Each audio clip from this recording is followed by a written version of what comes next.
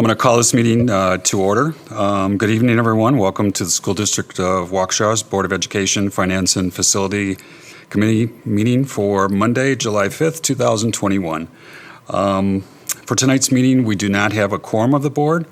So the only item that we'll have tonight is opportunity for public comment. We do have one person here tonight that would like to address the Finance and Facilities Committee. So if Karen Fraley would please come up, if you could announce your name and also your address. We will then give you up to 3 minutes to speak and give your comments to us. Also, a reminder that your information will be recorded in the minutes of the meeting as well. So thank you. Welcome, Karen.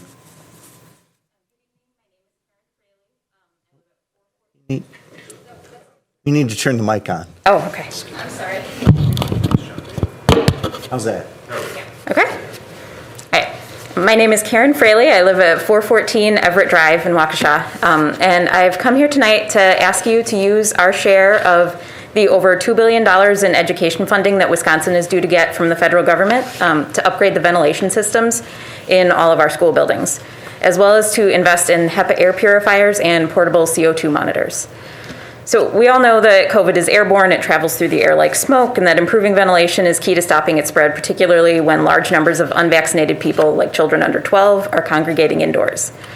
But what I'd like to address tonight are the reasons why we should improve our schools' indoor air quality beyond COVID, because I believe this would be critically important to do even if there had never been a pandemic.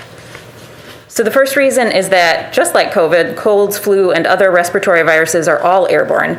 And now, obviously, most of these are a lot less severe than COVID, but nevertheless, they collectively cause our students to miss out on a lot of instructional time.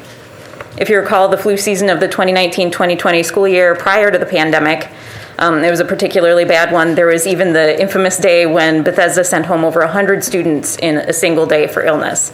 And that's like a quarter of the entire school. So if we improve our ventilation systems with higher level filters, an increase in ventilation rate, and an increase in outdoor air intake, we'll be able to reduce rates of illness and have more kids in school for more days. HEPA air purifiers are an important supplement to increase ventilation in terms of reducing near-field exposure to pathogens, as well as removing allergens from the air, which will be a huge help to the large number of students who suffer from allergies and asthma. The second major reason to immediately act to improve our school's air quality is carbon dioxide itself. The average outdoor concentration of CO2 is around 420 parts per million. The average indoor concentration is around 1,000 parts per million. The average school's concentration is even higher at about 1,500 parts per million. Numerous studies have shown that higher carbon dioxide levels are detrimental to human cognition. In a study of office workers, their scores on cognitive tests were 101% higher after working in an environment with a high outdoor ventilation rate. So that's 101% higher. And in a study of active commercial pilots, they were more likely to fail advanced maneuvers once CO2 concentrations exceeded 1,500 parts per million. So that's the same amount that's average for schools.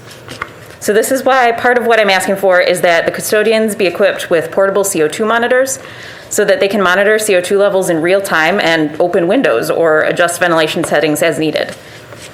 So just to summarize, this is what I'm asking you to do. That one, we make an immediate long-term investment in the air quality in our schools by increasing the ventilation rate, increasing the outdoor air intake, and installing higher level filters.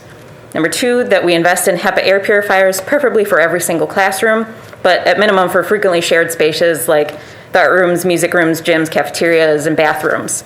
And there's no need for anything fancy, just regular mechanical HEPA filtration. And finally, that we invest in 1 or 2 CO2 monitors for each school to monitor the air quality, both for the CO2 itself and for using CO2 as a proxy for the amount of air that's being rebreathed. And this will help our children stay healthier, whether from COVID or for the flu and other respiratory diseases or from allergies and asthma. It will help our children be in school for more days and will likely improve their performance in the classroom and on tests. And my children personally are going into kindergarten and second grade, so I'm speaking to this from the perspective of someone whose children have a long career ahead of them in this district, and I hope to make it as healthy of one as possible. And I can send everyone a follow-up email with more information and links to the studies that I talked about. Thank you. Thank you very much, Karen. Again, we do not have a quorum of the board tonight, so this will conclude our meeting for this evening. The next Finance and Facilities Committee meeting is scheduled for Monday, August 9th at 5:30 p.m. The meeting is adjourned. Thank you and have a good night.